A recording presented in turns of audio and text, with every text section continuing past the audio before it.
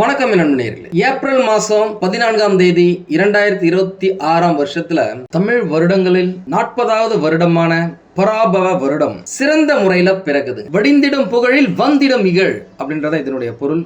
இத பத்தி நான் டீடைலா பின்னாடி சொல்றேன். ஜோதிட ரீதியாக as per scientific astrology இந்த புத்தாண்டு சில முக்கிய கிரக மாற்றங்களோட சவால்களோடும் அதே சமயம் பல ராசிகளுக்கு அதிரடி முன்னேற்றங்களோடும் பிறக்க போகுது அப்படின்னு சொல்லாங்க. முக்கியமா இந்த வருடம் பிறக்கும் பொழுது சூரிய பகவான் மற்றும் சுக்கிர பகவான் மேஷ ராசியில இருக்காங்க, மிதுன ராசியில குரு பகவான் இருக்காங்க, சிம்ம ராசியில கேது பகவான் இருக்காரு, கும்ப ராசியில சந்திர பகவான் மற்றும் ராகு பகவான் இருக்காங்க, மீன ராசியில புதன் பகவான், செவ்வாய் பகவான், சனி பகவான் அப்படின்னு சொல்லிட்டு அதி முக்கியமான கிரகங்கள் இருக்கும். இந்த மாதிரியான ஒரு சூழ்நிலையில இந்த தமிழ் புத்தாண்டு பிறக்குதுங்க. உங்க எல்லாருக்குமே நல்லாவே தெரியும், மேஷ ராசிக்கு சூரிய பகவான் வரதுதான் தமிழ் புத்தாண்டு சித்திரை 1 அப்படின்னு சொல்றோம். அப்பேற்பட்ட சூரிய பகவான் சுக்கிர பகவானோட சேர்ந்து இருக்கிறது. சுக்கிரன் அப்படினாலே சுகம், இன்பம், கலைநயம், பணப்புழக்கம், சந்தோஷமா இருக்கிறது அப்படின்னு சொல்லலாம். அவர் கூட சூரியன் இருக்கும் பொழுது இந்த புத்தாண்டு பிறக்கிறது அநேகமான ராசிக்காரர்களுக்கு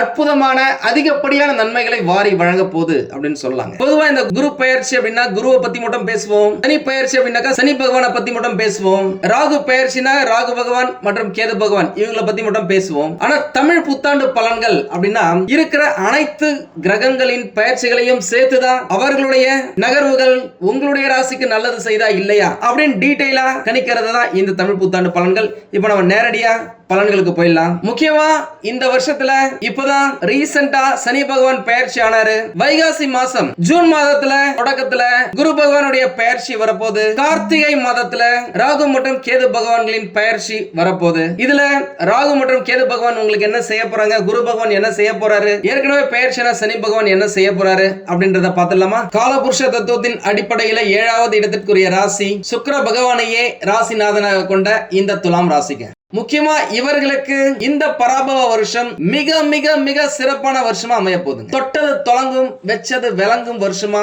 இந்த வருஷம் உங்களுக்கு அமைய போகுது. நீண்ட நாட்களாக வழக்குகள் ஏதாவது சிக்கி தவிக்கிறீங்க அப்படின்னாக்கா அந்த பிரச்சனைகள் விலகும். வேலை செய்யற இடத்துல ஏதாவது பிரச்சனை இருக்கு, குடும்பத்துல ஏதாவது பிரச்சனை இருக்கு, நண்பர்கள் வட்டாரத்துல ஏதாவது பிரச்சனை இருக்கு அப்படின்னாக்கா அந்த பிரச்சனைகள் எல்லாமே நீங்களே பேசி சுமூகமா முடிப்பீங்க. திருமணம் ஆகாதவர்களுக்கு திருமணம் நடக்கும் ஒரு வருஷமா இந்த வருஷம் உங்களுக்கு அமையுங்க.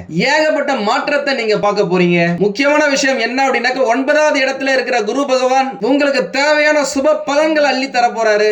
எல்லாத்துலயுமே உயர்வுங்க. மரியாதையில உயர்வு, கல்வியில உயர்வு, அந்தஸ்துல உயர்வு, பணப்புழக்கத்துல உயர்வு, வேலை செய்யற இடத்துல பதவி உயர்வு, ஊதிய உயர்வு, தொழில்ல லாப உயர்வு அப்படின்னு சொல்லிட்டு ஏகப்பட்ட உயர்வுகள் கிடைக்கும் வருஷமா இந்த வருஷம் உங்களுக்கு அமைய போகுது. நீங்க பெற்ற பிள்ளைகளால் உங்களுக்கு மன உளைச்சல் இருக்கு அப்படின்னாக்கா அந்த விஷயங்கள் விலகும். உங்கள் தாய் தந்தை சகோதரர்களுக்கு ஏதாவது உடல்நல பிரச்சனை இருக்கு அப்படின்னா அதுவும் சரியாகும். முக்கியமா ஜோதிடத்தின் கூற்றுப்படி ஓலைச்சுவடியில் இருக்கிற ஒரு லைன் உங்களுக்கானது என்ன அப்படின்னாக்கா, தன்னை சார்ந்தவங்களும் நல்லா இருக்கணும் அப்படின்னு நினைக்கும் துலாம் ராசிக்காரர்கள் அப்படிதாங்க இருக்கும். முக்கியமா உங்களுடைய ராசிக்கு 4, 5க்குரிய சனி பகவான் 6ஆம் இடமான பாக்கியஸ்தானத்துல அமர்வது, அங்கிருந்து உங்களுடைய ராசியை பார்வையிடுவது ஃபர்ஸ்ட் பிளஸ் பாயிண்ட்ங்க. கூடவே தனக்காரகன் குரு பகவானும் நல்ல வளர்ச்சி பாதையை காட்டி வளம் பெற செய்ய போறாரு. நீங்க இதுவரைக்கும் என்னெல்லாம் நினைச்சீங்களோ அந்த பிக்சரைசேஷன், அந்த எண்ணங்களை வடிவங்களை செயல்பட வைப்பாரு. அதுல லாபத்தை நீங்க பாப்பீங்க. நீங்க நினைச்சது நடக்கும் வருஷமா இது அமையும். முக்கியமா இந்த காலகட்டத்துல நிறைய ஆன்மீக சுற்றுலா போவீங்க. இந்த புனித நீராடல், மகான்களின் தரிசனம், புனித யாத்திரைகள், கிரிவலம் போறது, இந்த மாதிரி விஷயங்களை நீங்க ஈடுபடுவீங்க. அந்த மாதிரி போனா உங்களுக்கு ரொம்ப சிறப்பா இருக்கும் அப்படின்னு சொல்லலாம். எந்த விஷயமா இருந்தாலும் சரி, கடந்த காலகட்டத்தில் ஏற்பட்ட தோல்விகளால மனசுல ஏதாவது பயம் இருந்துச்சு அப்படின்னாக்க அந்த பயம் எல்லாமே விலகி தைரியத்தோடும் துணிச்சலோடும் செயல்படுவீங்க.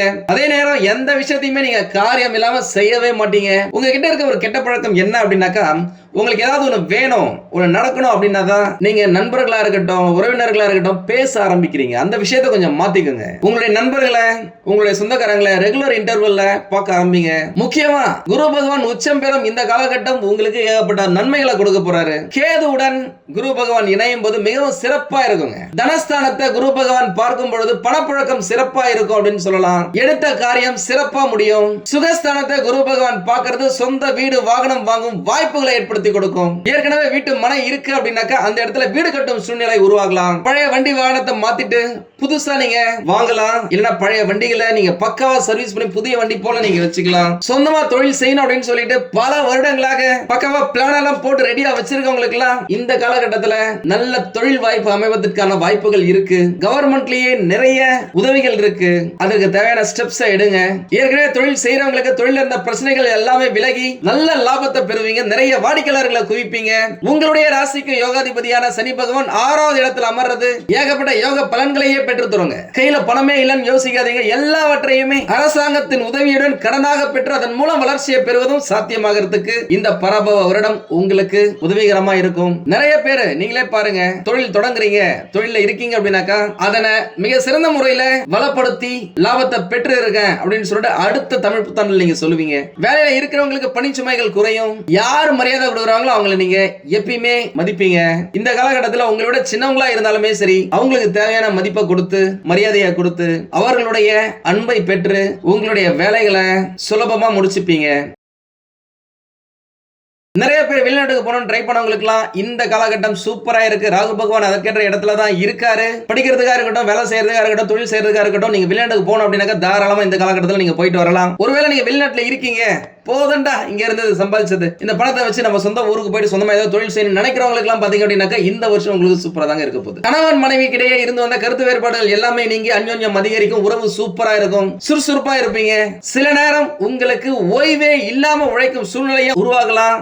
அதே நேரம் நீங்க சிந்த ஒவ்வொரு துளி வேர்வைக்கும் பிரதிபலனை குரு பகவான் கொடுத்தே தீர்வாரு. உங்களுடைய யோகாதிபதியான சனி பகவானும் உங்களுடைய தொழில வேலையில நல்ல முன்னேற்றத்தை கொடுத்தே தீர்வார். அதுல எந்த மாற்றமும் இல்ல. கலைத்துறையினருக்கு தொழில எடுத்த முயற்சி கை கொடுங்க. ஒரு சிலருக்கு வரவு 8 செலவு 10 அப்படின்ற மாதிரி வருமானத்தோட செலவுகள் அதிகமா இருக்கலாம். செலவு செய்யும் போது யோசிச்சு பண்ணுங்க. முடிஞ்ச வரைக்கும் செய்யும் விரயத்தை சுப விரயமா மாத்திக்கங்க.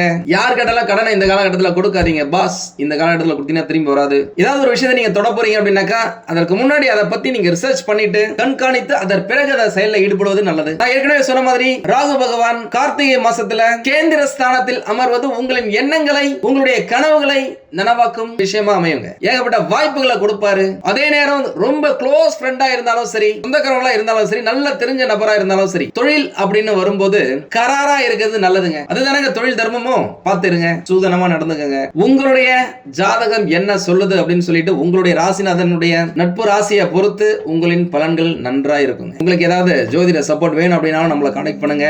அதிர்ஷ்டமான நிறங்கள் அப்படின்னு பார்த்தாக்கா வெள்ளை, நீலம், சிவப்பு. அதிர்ஷ்ட திசைகள் மேற்கு, வடமேற்கு, தெற்கு. அதிர்ஷ்டமான எண்கள் 1, 6, 8.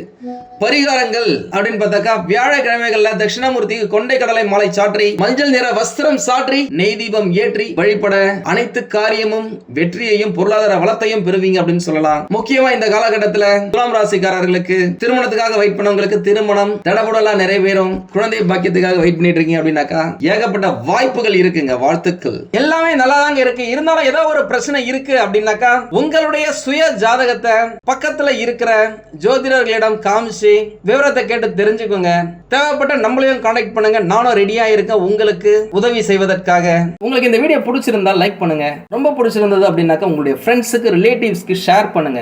நம்மளது வெறும் ஜோதிட நிலையம் இல்லைங்க. அறிவியல், கடவுள், ஜோதிடம் இந்த மூன்றையும் ரிலேட் பண்ணி நாட்டு மக்களுக்கு எப்படிலாம் நல்லது செய்ய முடியும் அப்படின்னு சொல்லிட்டு நிறைய ரிசர்ச் நாங்க பண்ணிட்டு இருக்கோம். அது எல்லாத்தையும் உங்களுக்கு உடனுக்குடன் கிடைக்க நம்ம சேனலை சப்ஸ்கிரைப் பண்ணி வச்சுக்கோங்க. நீங்கள் இறைவனிடம் கேட்ட எல்லாமே உங்களுக்கு கிடைக்கணும்னு சொல்லிட்டு மனவளம், உடல் நலன், பொருளாதார முன்னேற்றம் என்று எல்லாமே கிடைக்க இறைவனை வேண்டி இந்த பதிவினை நான் நிறைவு செய்கிறேன். நன்றி, வணக்கம், வாழ்க வளமுடன்.